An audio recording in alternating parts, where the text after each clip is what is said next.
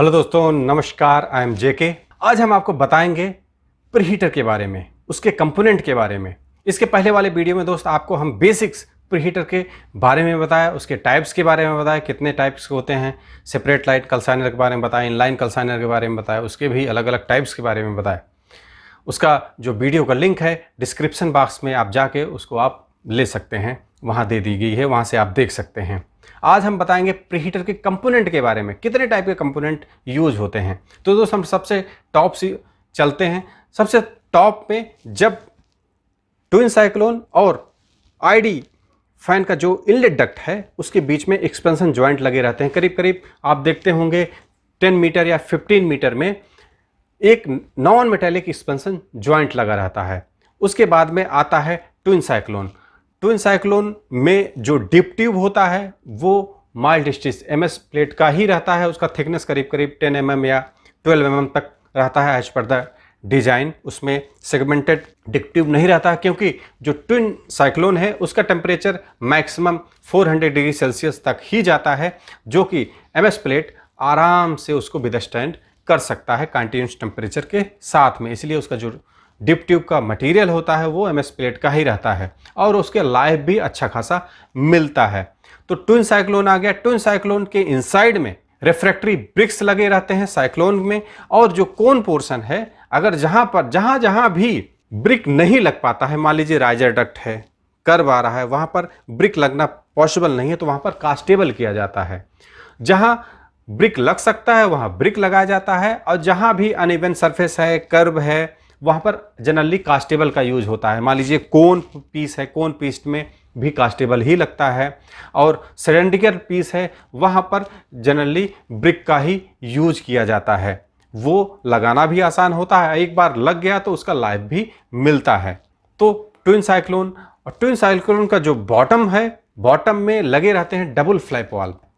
और double flap का valve का सबसे इंपॉर्टेंट यही होता है कि वो मटेरियल का जो एक्सेस एयर है, अगर मान लीजिए कि वो कनेक्ट हो रहा है बॉटम फर्स्ट स्टेज के बॉटम राइजर डक्ट में, तो वहाँ से भी सक्शन क्रिएट हो सकता है। टॉप में तो आईडी फैन लगा हुआ है, तो इसलिए डबल फ्लैप वाल्व लगा देने से क्या होगा, जो मटेरियल और एयर आपस में सेपरेट हो जाएंगे। मतलब मटेरियल एयर के साथ में नहीं रहेगा, सीलिंग प्रॉपर हो जाएगी और मटेरियल फ्रेश गिरता रहेगा राइजर डक्ट के इनलेट पे। अब सबसे इंपॉर्टेंट चीज़ ये है, अगर हम साइक्लोन की बात करते हैं उसमें लगे रहते हैं एयर ब्लास्टर। एयर ब्लास्टर कोन में लगे रहते हैं। अगर कोई भी ब्लॉकेज होता है तो एयर ब्लास्टर के द्वारा उसको रिमूव कर दिया जाता है। तो करीब करीब एक साइक्लोन में 2 एयर ब्लास्टर लगे रहते हैं, और इंस्पेक्शन विंडो भी लगा रहता है कि अगर हमको इनसाइड में रिफ्रैक्टरी देखना है, क्या कंडीशन है, ब्रिक का क्या कंडीशन है, डिप ट्यूब का क्या कंडीशन है, तो पैरेलल में आप देखते होंगे आमने सामने इंस्पेक्शन डोर भी लगे रहते हैं, जो कि हमेशा जब भी मेंटेनेंस पॉइंट ऑफ व्यू से प्लांट रुकता है, उसका इंस्पेक्शन होता है, उसको वहाँ से देखा जा सके और इंस्पेक्शन किया जा सके।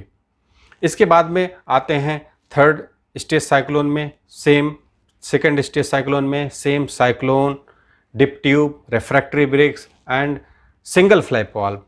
जनरली ट्विन साइक्लोन में सबसे टॉप में जो साइक्लोन होता है उसमें डबल फ्लैप वाल्व, और उसके नीचे में आप सिंगल का भी यूज कर सकते हैं। एक चीज़ और इम्पॉर्टेंट है, जो मटेरियल का फीड होता है सबसे टॉप में राइजर में, तो वहाँ पर भी गेट लगा रहता है, न्यूमेटिक सेटअप गेट। जब भी मटेरियल का मूवमेंट को रोकना है, इमीडिएट न्यूमेटिक गेट के द्वारा उसको रोका जा सके। तो इसलिए न्यूमेटिक गेट और रोटरी लॉक लगे रहते हैं प्रॉपर सीलिंग के लिए, कि इन्वायरमेंट का एयर, जो आईडी फैन का सक्शन, वो तो सक्शन क्रिएट करता है, निगेटिव प्रेशर क्रिएट करता है। निगेटिव प्रेशर अगर वहाँ रोटरी लॉक नहीं रहेगा या डबल फ्लैप वाल्व नहीं रहेगा तो बाहर का इन्वायरमेंट फॉल्स एयर चला जाएगा इनसाइड में, और प्रॉपर जो सीलिंग होनी चाहिए मटेरियल का फ्लो है वो डिस्टर्ब हो जाएगा। और सबसे इंपॉर्टेंट चीज़ है, जो भी मटेरियल फ्लो डिस्चार्ज होता है राइजर में, वहाँ पर डिस्पर्सन प्लेट लगा रहता है। डिस्पर्सन प्लेट का सबसे बड़ा इंपॉर्टेंट यही है कि मटेरियल आया, डिस्पर्सन प्लेट पे गिरा, तो वो ऐसा छितराए पूरा एरिया में, डक्ट के एरिया में, कि मैक्सिमम हीट ट्रांसफ़र हो सके मटेरियल का गैस के साथ में। डिस्पर्सन प्लेट इसी लग रहा है, अगर डिस्पर्सन प्लेट नहीं रहेगा, मटेरियल आया ऊपर से सीधा, अगर डिस्पर्सन प्लेट नहीं है तो सीधा मटेरियल क्या होगा, सीधा गिर जाएगा साइक्लोन में या कलसाइनर में, जहाँ भी उसका कनेक्शन हुआ है राइजर में। तो सीधा उसका मूवमेंट रहेगा, वो डिस्पर्स नहीं होगा। और डिस्पर्सन प्लेट लगने से मटेरियल यहाँ गिरा, वो डिस्पर्स हुआ, छितराया पूरे सरकमफ्रेंस में। जब पूरे सरकमफ्रेंस में आएगा, मटेरियल का मूवमेंट इमीडिएट जो गैस है नेगेटिव प्रेशर के द्वारा उसके कांटेक्ट में आएगा, हॉट गैस के टेम्परेचर में उसका प्रॉपर हीट ट्रांसफ़र हो जाएगा, इसलिए डिस्पर्सन प्लेट भी लगा रहता है। अब एक सबसे इम्पोर्टेंट कंपोनेंट है कि अगर हमको कभी कभी क्या है कि के लाइन हम चला रहे हैं, स्ट्रिंग के लाइन स्ट्रिंग चला रहे हैं, शुरू में सबसे पहले चार्ज होता है कि इनलेट पे हमारा इतना टेम्परेचर आना चाहिए, तो के लाइन का ही चार्ज करके मटेरियल का मूवमेंट होता है।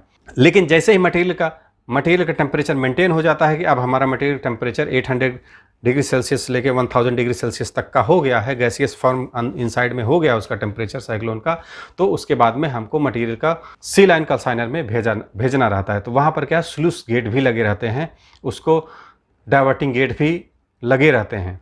तो डाइवर्टिंग गेट का भी सबसे बड़ा इंपॉर्टेंट रोल होता है कि अब जो भी मटेरियल है वो सीधा टोटल कैल्साइनर में गिराया जाता है। कैल्साइनर से ही प्रॉपर कैल्सिनेशन के बाद में ही होने के बाद ही जो मटेरियल है वो किल इनलेट में जाए। जो भी रिफ्रैक्टरी होती है कैल्साइनर में भी, चाहे वो राइजर डक्ट में, सेम फिलॉसफी वही है कि जहाँ पर ब्रिक लग सकता है वहाँ ब्रिक लगाया जाता है, जितने कर्वेचर पार्ट हैं वहाँ पर कास्टेबल का यूज होता है।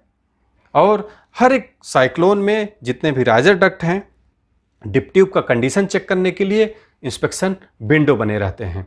और डिप ट्यूब सबसे इम्पोर्टेंट प्ले रोल अदा करता है। सबसे टॉप में एमएस का, फिर फोर्थ साइक्लोन में भी एमएस का ही रहता है, लेकिन थर्ड से लेके थर्ड, फोर्थ, फिफ्थ जैसे जैसे बॉटम में आ रहे हैं वो चला जाता है एचआरसीएस ग्रेड में। तो सबसे बॉटम का एचआरसीएस ग्रेड 10 यूज होता है। मान लीजिए जो किलन से जस्ट कांटेक्ट में सबसे टॉप में आ रहा है उसको ग्रेड 10 में, क्योंकि उसका टेम्परेचर भी ज़्यादा विदस्टैंड करना है और सबसे ज़्यादा वो होल्ड करेगा, जितने भी गैसियस फॉर्म है, सल्फर अटैक है, जो भी सबको विदस्टैंड करना है उस डिप ट्यूब को। तो इसलिए डिप ट्यूब का डिजाइन वो करीब करीब एचआरसीएस ग्रेड 10 ही लगे रहते हैं। लेकिन इसके ऊपर में भी आप जैसे ही जाएंगे थर्ड स्टेज में तो वहाँ पर ग्रेड 7 तक लगे रहते हैं और उसके टॉप में भी ग्रेड 5 तक भी जाता है, उसके बाद एमएस प्लेट में कन्वर्ट हो जाता है। तो ये मोटा मोटा प्रीहीटर के पार्ट हैं। साइक्लोन में भी कुछ लो प्रेशर साइक्लोन होते हैं, उसका डाया बड़ा रहता है। लो प्रेशर साइक्लोन कभी कभी आप देखते होंगे कि हमारा प्रीहीटर का तो हाइट ज़्यादा नहीं है, तो वहाँ पर लो प्रेशर साइक्लोन का भी यूज होता है जिसका डाया बहुत ज़्यादा होता है और प्लांट की प्रोडक्टिविटी के लिए उसका यूटिलाइजेशन किया जाता है। प्रीहीटर में एक सबसे इंपॉर्टेंट चीज़ है क्योंकि इसका टेम्परेचर ज़्यादा रहता है इसके इनसाइड में। आउटसाइड में भी आप सेल का टेम्परेचर देखेंगे 300-200 डिग्री सेल्सियस तक रहता है। तो इसमें मेटल में एक्सपेंशन बहुत ज़्यादा होता है। एक्सपेंशन ज़्यादा होने से क्या है कि वो क्रैकिंग फॉर्मेशन हो सकता है मेटल पीस में। इसलिए हर एक साइक्लोन में आप देखेंगे कि साइक्लोन के जस्ट टॉप में एक नॉन मेटेलिक एक्सपेंशन ज्वाइंट या मेटेलिक एक्सपेंशन ज्वाइंट, और डिपेंड करता है कि टेम्परेचर कितना है और उसका जो एक्सपेंशन है, एक्सियल एक्सपेंशन है, लेटरल एक्सपेंशन है, लॉन्गिट्यूडनल एक्सपेंशन है, कितना है, उसके हिसाब से डिसाइड होता है कि वो metallic expansion joint, non metallic expansion joint. सबसे टॉप में नॉन मेटेलिक एक्सपेंशन ज्वाइंट में भी हमने देखा है, कहीं कहीं वहाँ मेटेलिक भी देखा है।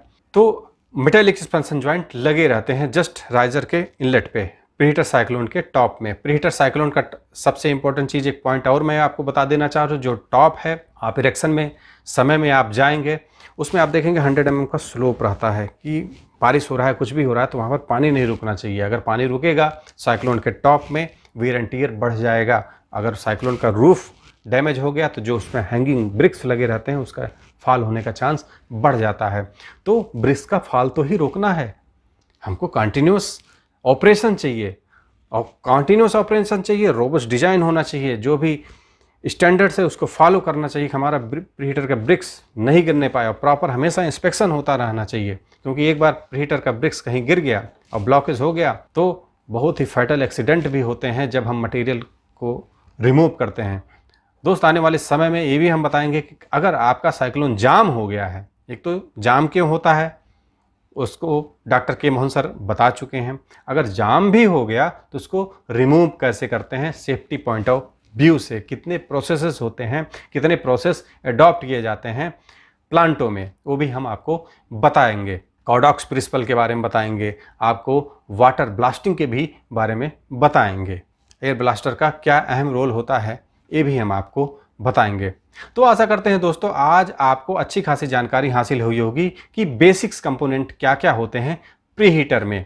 आने वाले समय में आपको डिटेल डिस्क्रिप्शन के साथ में प्रीहीटर के डिज़ाइन के बारे में, ऑपरेशन मेंटेनेंस के बारे में आपको डिटेल में हम आपको बताएंगे। अगर आपको वीडियो पसंद आया हो लाइक और शेयर जरूर कीजिएगा। अगर हमारे यूट्यूब चैनल पर नए हैं सब्सक्राइब करना ना भूलें, बेल आइकन को जरूर कीजिए जिससे आपको लेटेस्ट अपडेट नोटिफिकेशन मिलता रहेगा, हमारा मोटिवेशन बढ़ता रहेगा। वीडियो देखने के लिए बहुत बहुत धन्यवाद।